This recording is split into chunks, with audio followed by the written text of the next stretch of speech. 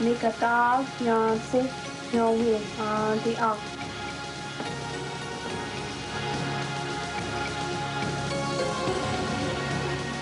Ule Galana eat, Pude, Ale, Nika, the up.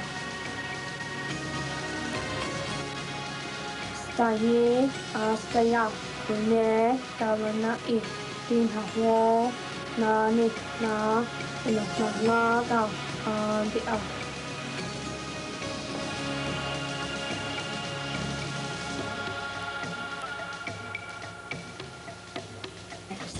Canopsi, Dinha War, the up.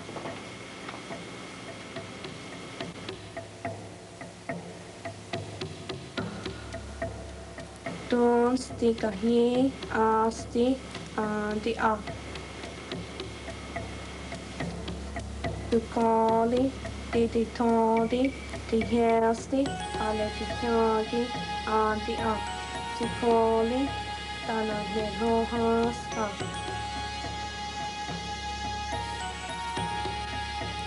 Yasi, gada, the up. Kaga, the ada, nedi, sisa.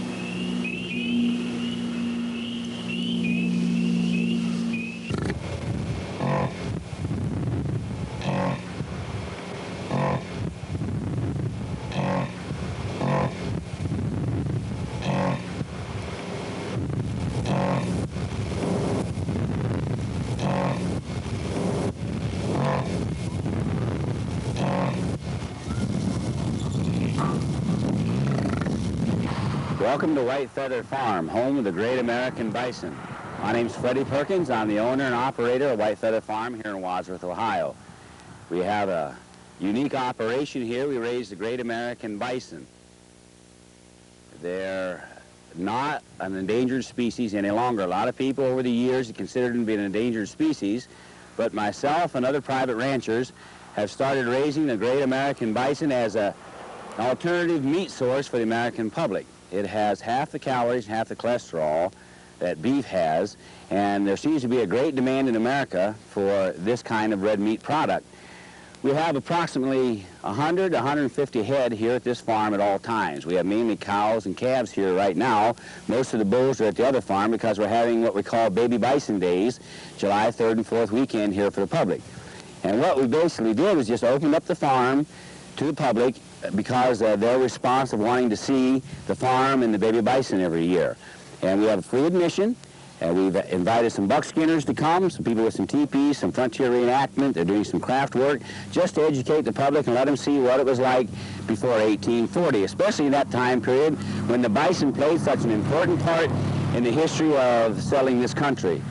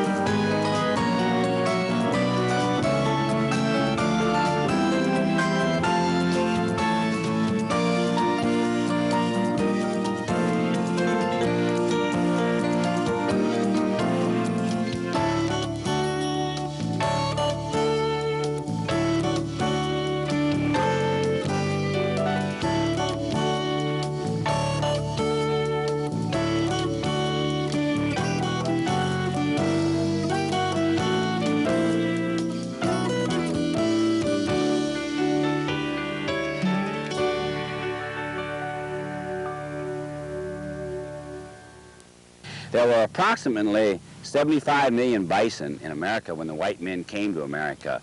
But at the turn of the century, in the early 1900s, that number had dwindled to 500. And what happened was there were 5 men who captured 4 or 5 calves apiece, and they started raising the bison. These were big beef ranchers. They started raising the bison because they hated to see them removed from the plains. Because of those 5 men, bison are now available to private ranchers like myself, and there are approximately 100,000 head in America today. There are more bison on private ranches than there are in public herds now. And in the next 20 years, you'll see more and more farmers involved in this type of agriculture, simply because it's profitable and it's demanded by the public. To tell you a little bit about the bison, the cows calve when they're 3 years old. That's the first year they'll have a calf. But they all live until they're 40 to 45 years of age, having a calf every year. So the herds are reproducing quite rapidly. The bulls, we have 2 breeding bulls here. They're 3 years old this year. We usually don't keep a bull past 5 simply because they're too hard to handle. But what we've tried to do here at Whitefeather Farm, at the turn of the century, there were only those 500 bison, and genetically, the gene pool had shrunk so low that the poorest quality animals were available. What we've done to correct that, we've entered a program with Stormont Labs in California, and we blood type all of our bison. And in so doing that, we can tell each allele group and where those bison are from, and that way we can select bulls and cows to breed together to get a bigger bison. In America, in the earlier days, they had bison that weighed anywhere from 27 to 3,700 pounds. And we've lost that kind of animal up until the last 5 years when myself and some other fellows have started doing the intensive breeding with the bison. And as you see the bulls and the cows here, you'll see that they're a bigger type of bison that you would have looked at in pictures years ago. And that's simply because of the blood testing and the genetics that we've done with them. We like to consider ourselves as part of the great comeback of the American bison. We expect the herds to just increase in the next 20 years. And I had a meeting, ironically, with Ted Turner here a month ago in Savannah, Georgia. And Ted said he expected within 40 years that the domestic beef market would be dead in America and bison would take over. And I can agree with that because the meat tastes so good and it is so good for you. I'll tell you a little bit about the cows. They have their calves every year about the same time, May, June, and July. When they're born, they only weigh about 30 pounds, and they're wee little calves, and they're real red. They look like a Jersey cow, in fact. But after they're on the ground, they increase in size so quickly they can be 100 pounds within just a few weeks. You notice, too, that they shed their coats in the summer. This is their shedding time. They look a little shaggy, but they shed all that wool off. And we go out and we pick the wool up, and then we have a lady who spins that for us, and then weaves that into blankets and vests and hats and caps and those kind of things. They'll shed all that wool off of there, and it'll be gone about the middle of August. And then about October, they start putting all their wool back on again, and they'll get real shaggy. The Lord created these animals to survive outside. You'll notice the sun beating down on them, and they never seek shade. And the amazing thing about that, a domestic cow has approximately 700 hairs per square inch. A bison has 7,000 hairs per square inch. That's double what a beaver has, and beaver's a water animal. Well, with that heavy coat, it enables them to lay outside when it's 20 below zero and never seek shelter. And the amazing thing with that, they also use that same coat to protect them in the summer, and they never seek shade. These animals here stand out in the sun and out here on the dry lot. They love dirt, they love mud, but they can go clear back to the woods if they want, but they very seldom ever have to seek any kind of shelter from the elements. They're just an amazing creature. You can tell the difference between a bull and a cow real quick just looking at them. A bull, his horns come out and go straight up. And a cow, her horns curve. So as you look through the herd here, if you see an animal's horns that curve in or curve forward, you can tell right away that's a cow. And if you see an animal with the horns straight up, you can tell that's a bull. And that's the way the Native Americans did. When they stampeded the bison, they would ride into the herd, and they would look for the horns. And the horns that were straight up, they knew those were the bulls. And they would shoot those primarily for their shoulder and their hip leather to use for shields. The cows they would seek out with the curved horns because they had a lighter type of leather, a silkier type of wool for their robes, and a better tasting meat. Cows have an extra layer of fat on them than the bulls do, so that's what they would make their pemmican out of. if you shot a bull, there wouldn't be a lot of fat on there, so they would specifically seek out the cows so they could get the buffalo fat, make their pemmican, and have their fat supply through the winter. They're truly a unique creature. They never cease to amaze me. You notice my fence is 4.5 feet tall, but a bison can jump 6 foot standing still and never bat an eye. But you notice these animals stay in simply because they're content. If they're watered and they're fed and they have their calves here, they don't have any desire to come outside the fence. Basically, I have the fence to keep the people out of there. Because you can keep bison in with one strand of fence. I wouldn't recommend it, but you can. Because with that extra density of hair, 7,000 hairs per square inch, they sense the electric power a lot easier.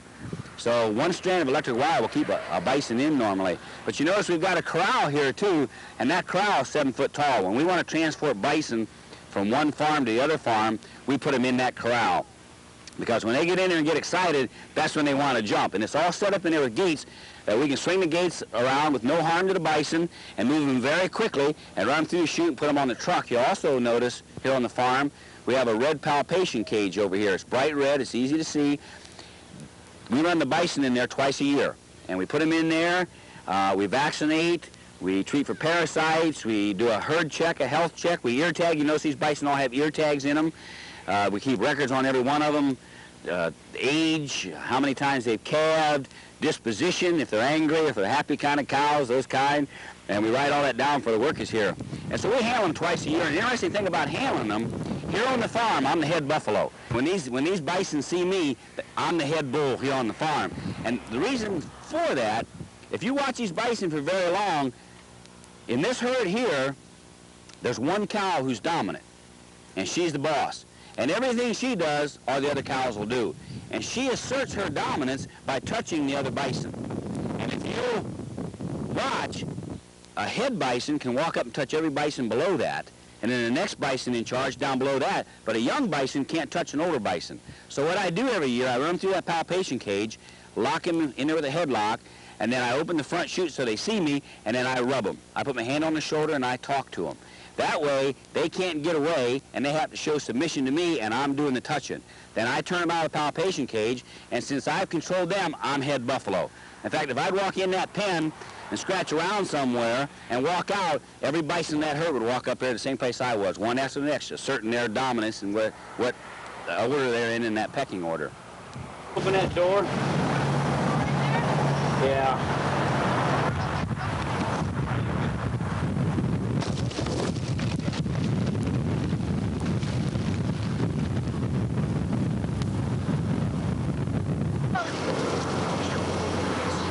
Hold a second.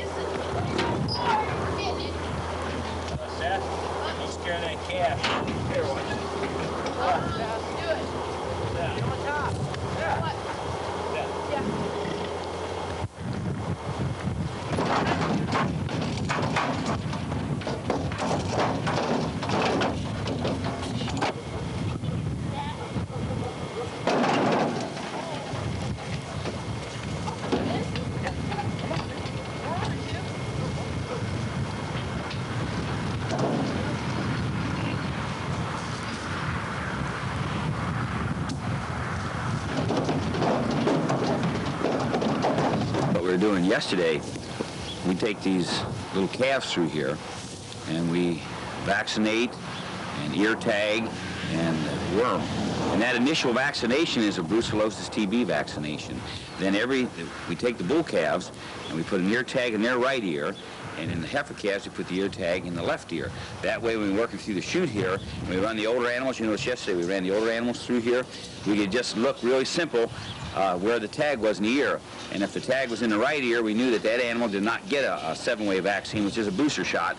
We give all the heifer cows, all the mature cows, we give them a booster shot every year, which is a 7-way vaccine. So that's why we run through the chute system.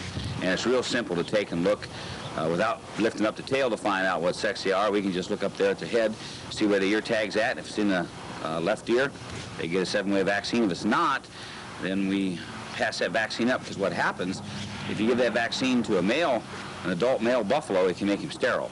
So that's the reason we put the ear tags on the right side. We can tell exactly where they go. Makes it kind of, we handle animals.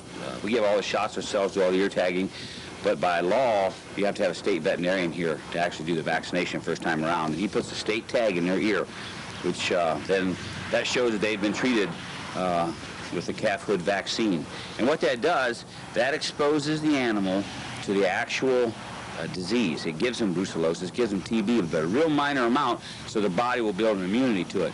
Then they theoretically should be free of any possibility of ever contracting the disease if they come into contact with diseased animals from another herd. So it's a safety measure is what it is. But I found out there in Yellowstone, those animals got brucellosis, but it looks like they have a natural resistance to that. And they had an initial outbreak of it, and some of the animals aborted their calves, which is the result of brucellosis. But now it looks like the buffalo healed themselves, and they're calving again. So that's kind of interesting to see what that'll do. They're a hardy creature, and that's nice to see. I'm glad to see what Yellowstone's doing out there. And ironically, people see us run these animals through the palpation cage, and they see these great big bulls and they think, well, it's just terrible to run one of these big bulls through the chute. And it is. It's a lot of work, but it's harder to handle those little calves. My. I think those little calves can jump twice as far as the mother and twice as fast, and they're twice as hard to handle. You'll see them this morning as we come through here. You get one of them locked in that cage, and if you don't get his head caught right away, they just spring up, and it's like a bunch of turkeys inside a cage somewhere. They just jump everywhere. We had one yesterday, almost jumped up on top of the chute there. And they're all broken-hearted this morning because we separated them yesterday, and they're all snorting around like a bunch of little pigs because they miss their mamas. But we're waiting on the veterinarian. As soon as he gets here, we'll get them turned back out with mama. And mama will be happy, and they'll be happy, and maybe they'll settle down a little bit. But we try to minimize as much stress as we can on the animals when we work them. And we put them in a corral system right there where they can't see outside, because if they saw mama, they'd really be under a lot of stress. This way all they can do is hear. And I suppose in their minds they think they're on one side of a cave wall and mama's on the other, but at least she's over there. But we'll reunite them. Most of the calves, we used to, when we first started raising bison, we would wean the calves one time a year, all of them, take them off of their mothers. But we found out as long as the animal's fed well and the calves are fed well, when they get about 7 or 8 months old, mama weans them anyway. She'll take them off of herself. So we've kind of moved into that system more and more. We quit taking them off mama personally. We just let them stay on mama until she tells them no more milk. And that's worked real well for us. The older calves, and some of those are 7 or 8 months old, they've already been weaned. They're not snorting around at all, but if you hear the other ones snorting, the ones that are snorting, those are the ones that still are nursing off of mama, and they're not happy at all. So they'll give us the hardest time going through here. They'll be bawling and snorting, and mama will be snorting and bawling on the other side. So it might be a little exciting. We'll see. And then after we're done worming the calves and vaccinating, we're going to turn them back in with the cows, and then we're going to let them go for a little romp down through the pasture. They'll be glad to get away from me. They'll be angry with me for a few days. It takes a while to forgive me. But they don't know it's for their own good. You know, you gotta, when they're confined like this, you have to take care of them. And I always apologize to them, and a couple days later they forgive me. But I got a couple of them right now. When we wormed them, we have old, we call her, she's number 29, but she's just an evil old thing. And we couldn't figure out why she was so evil yesterday, but here she was on this side, and her calf was on the other side, and they could see each other, and that just didn't, and I was in between the two. So Mama said, I'll remove him. So she's not happy with me even today. Her calf's still in here, and she's not happy with me at all. If I walk out there, the tail goes up, and the head goes down, and Freddie goes out. So I'll be glad to get the calves back in there. One on the back. So you just might draw all the fronts, and then come on and get the back, but do me about 10 of them there, okay? So start with 41, do both sides. Let me make sure I got everything safe. Scotty? Board's down back there? Board's down back here. I got him down. Open this one. Sean, open that big gate down there first. Broke bar yesterday. So I got to hold up here. Yeah, I'm ready. Oh, okay. Sarah, will you turn me? Ready, Sean?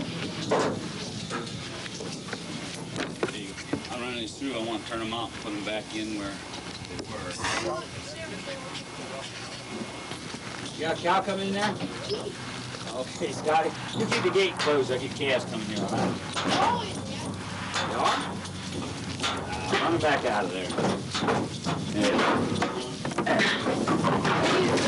up out of there. Shut that. Never mind. Shut it, Sean.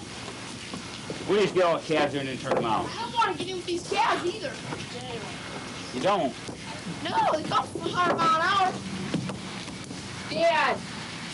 I just have to put the calves in. Got two.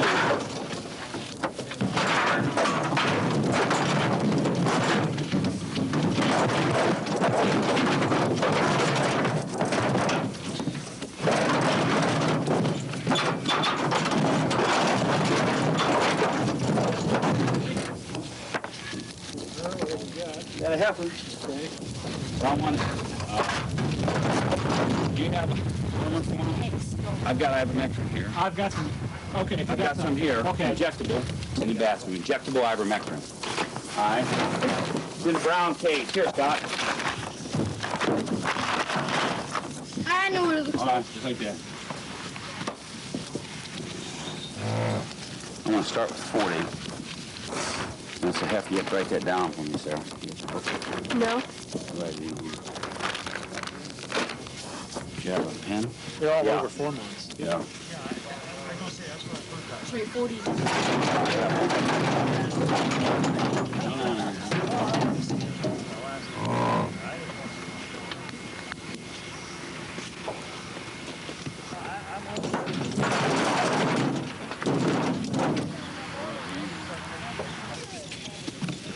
I've been in the cabin. In fact, I got 2 pounds of meat sitting down in my freezer.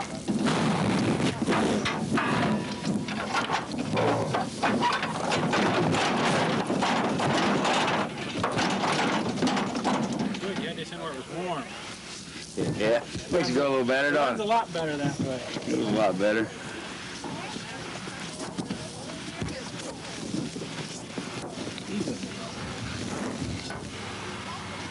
Okay. Scotty? Scott. Scotty. I want to turn it. You don't want that gate open. Go ahead and turn him loose there. All right. If you want, Doc, I'll make sure he turns the right way. All right.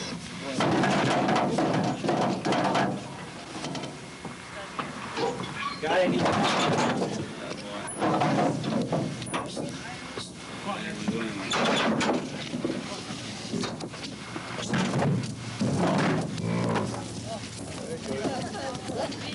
Can you let him out there, Sean? The upset side. You want Dad? You want that? Open the back gate. Oh, yeah. All right, I see it. Scotty, run this along down here.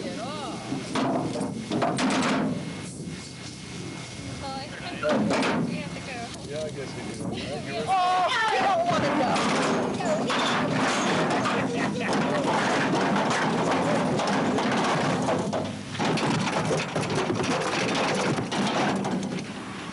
Just that shaggy one?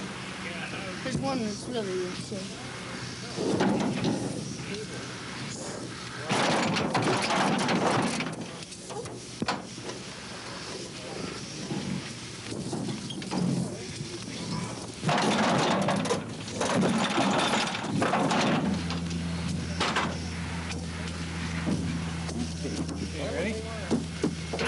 There you go.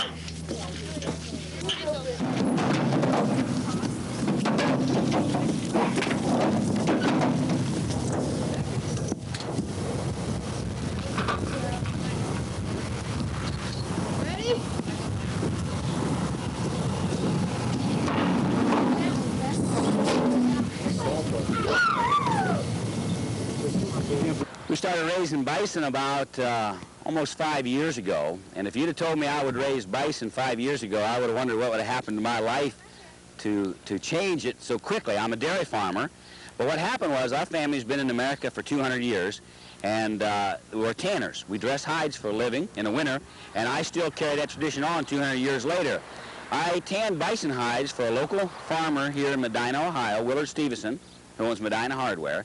He called me about 5 years ago, and said that he wanted to know how many hides I could tan for him, and I told him whatever he had, and he said he was going to shoot the whole herd. And I thought, well, what are you going to shoot the whole herd for?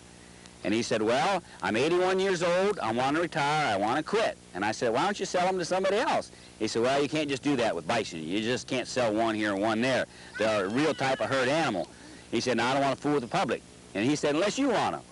So I kind of laughed and said, I'm not in it. I never even thought about it. Well, 2 days later, he called me and said, I'm going on a trip. There they are. And I ended up being in the bison business. But it was one of the best things I ever did. We started out with just 3 animals from his herd.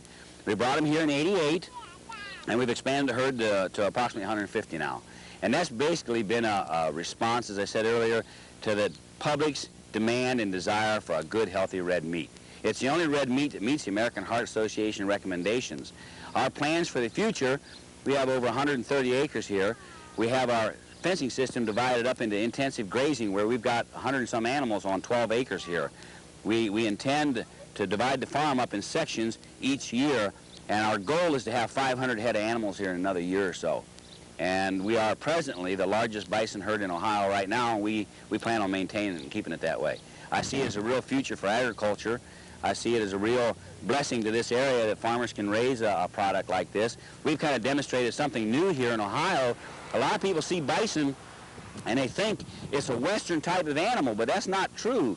The last wild bison was killed in Gallipolis, Ohio here in 1797 in this state. So they are native to this state. In fact, the largest herd ever recorded was in Cincinnati, Ohio. They estimate that it was 50 miles wide and 175 miles long. So these animals adapt to the eastern climate real well.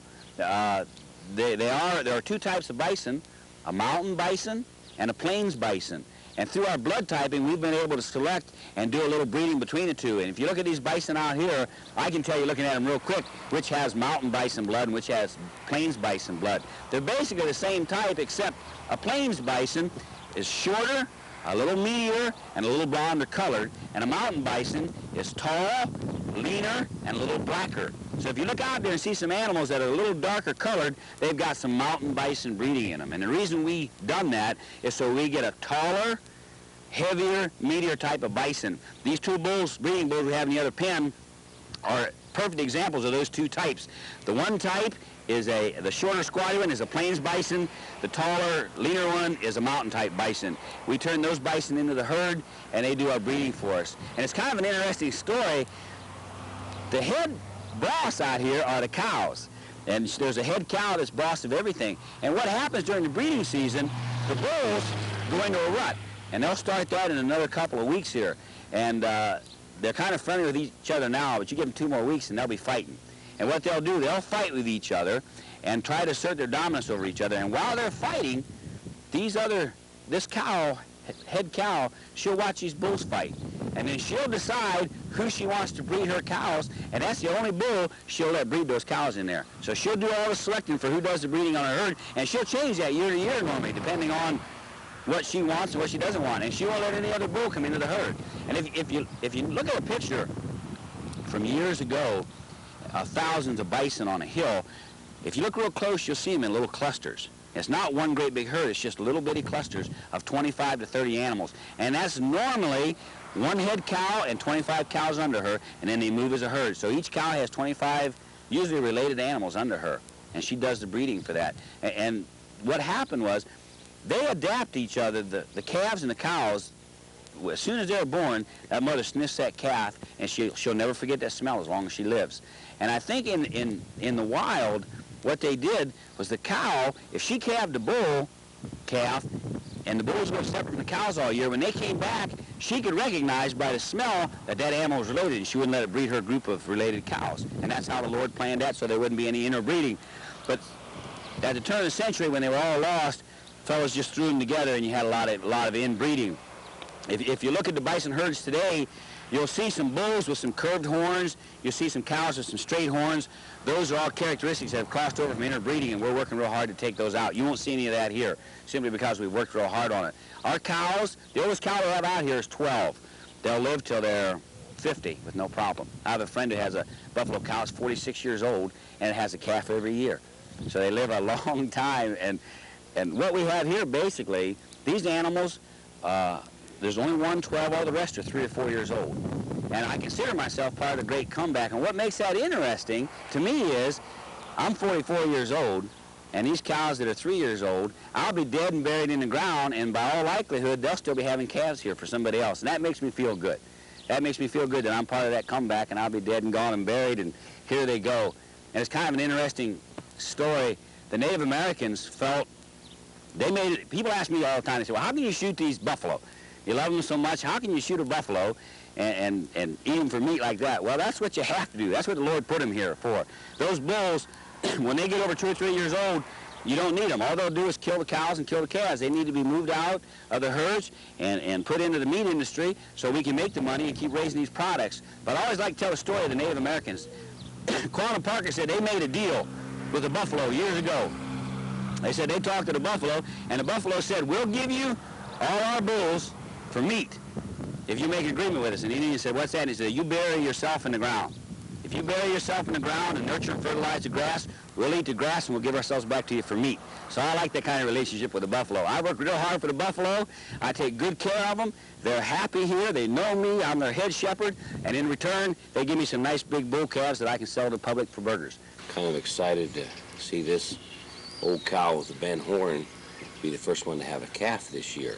Because ironically, last year, she was one of the last cows to calve, and there was something wrong with her calf. It just couldn't stand up. It was wobbly. The other bison were kind of moving it around. I was afraid it wouldn't survive. So we decided to take the calf from the cow. And then when we took the calf from the cow, unfortunately, the calf didn't survive. And she just groaned around out there for days, the only bison cow without a calf. And so I felt kind of bad for her, so that was kind of interesting. This year, she's got the last laugh. She's the first cow to calve this year, and she has such a healthy-looking little calf, so I just thought, my hat's off to her. They're usually born, usually start in April, and they calve on up through to about July, August. That's a normal period right there.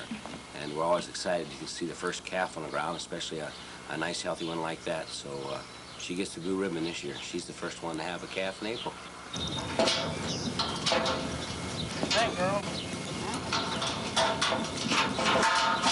Make you excited. I bet you this will make you excited. See what we're gonna do, huh? You here, girl? See what we're gonna do.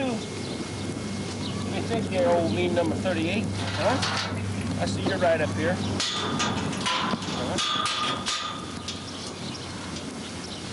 Right up here, ready to go on out, eh? Well, just let me check your test and I'll open it up for you. You go like this. Let me take a little walk here. You go like this. Bison, this is the best time of the year, springtime, when the grass is growing. This is the first time of the year we've turned them out. And normally before we turn them out, a good farmer chore is to go around and check all the fence and make sure there's no branches on her, make sure the wire's working, make sure any refuse is blown in over the winter is picked up so the calves won't eat them or the cows won't get them tangled in their feet or something. So what I've done is gone around and checked all the fence, made sure everything's working great, and here my hosts are standing there waiting for me to open up the door. I think you'll see some real excitement here in just about a couple seconds as soon as we open the door. And we'll let them get to what they've been waiting for all winter long. What do you think, Chief? Huh? What do you think, old buddy? I think, Cheyenne, you gonna let me slide by there? Huh? get the shock. Yeah, a little juice on it. Get the shock. I've got the fence turned on so I can trust them when I turn them out here, and that makes it a little difficult.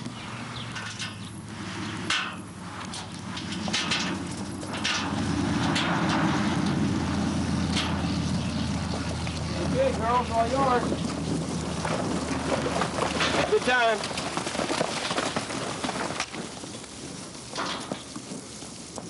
Come on, girls.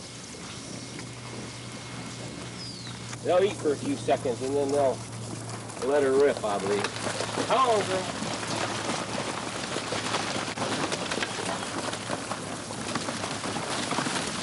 Come on.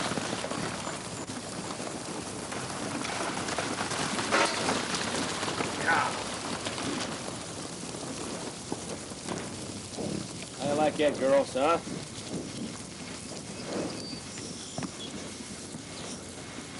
Ah, cute little boogers. He does. He was just born yesterday. He doesn't know what green grass is, but Mama does. He doesn't even know what green grass is. He'll like this. You know, little fella, you'll learn the fence system. Cute things, aren't they? Yeah. About 30 pounds. That's Mama. Yeah, now he'll find out what grass is.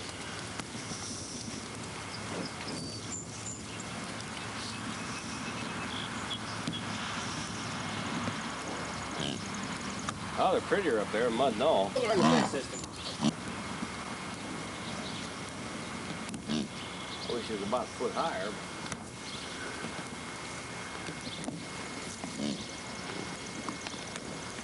Buffalo, normally they come out and they just go round and around and around all excited. You give them half hour, an hour, they'll realize they're somewhere different. Especially young ones.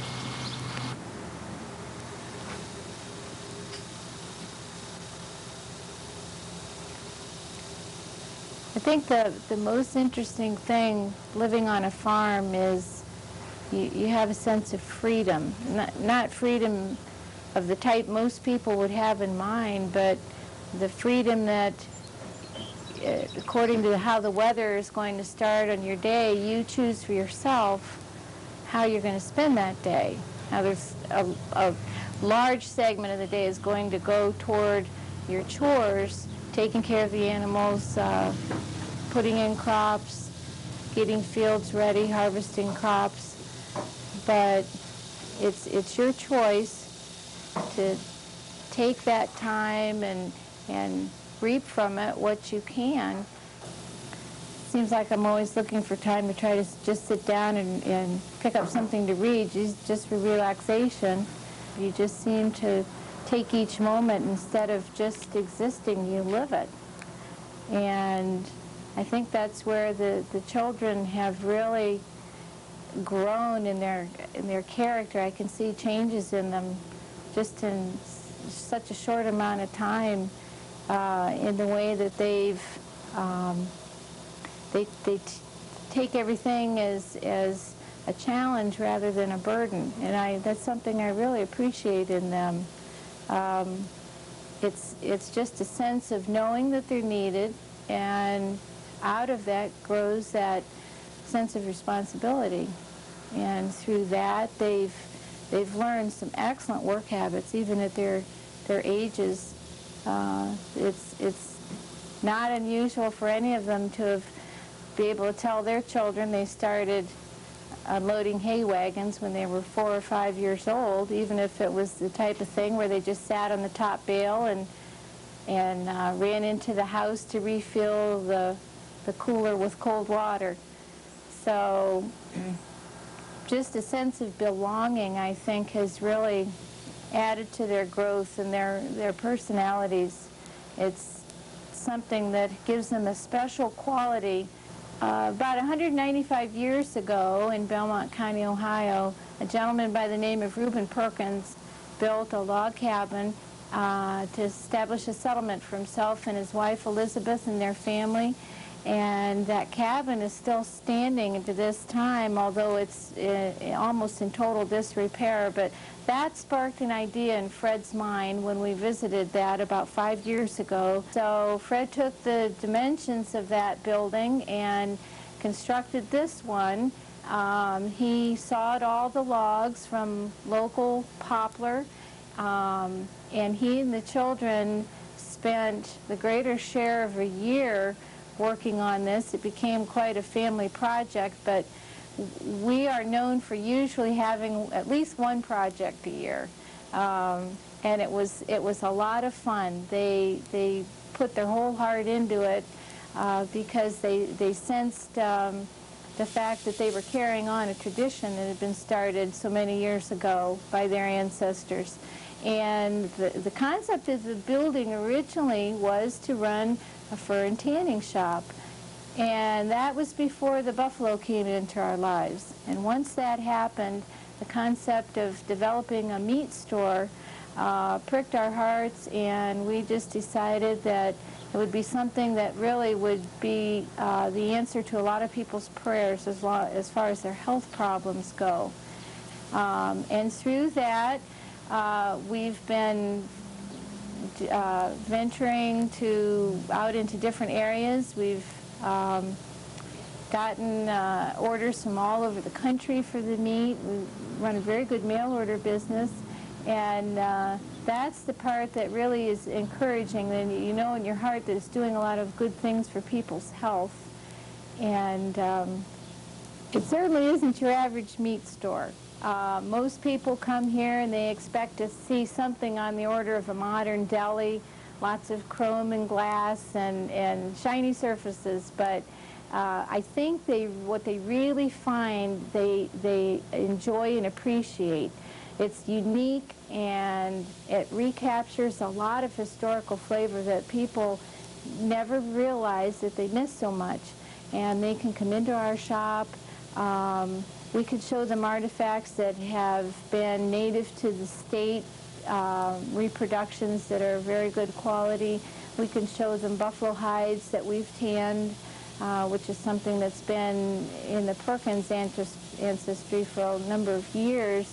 And I think when they leave, they have a sense of gaining more than what they'd ever hoped to discover when they were on their way to come. It's just a unique experience in itself.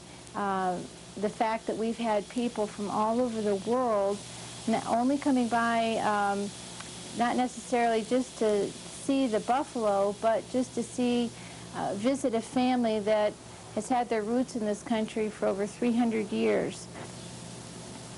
The children, at times, the way most projects go, get a little disheartened when they aren't going as quickly as, in children's minds, the way they'd like.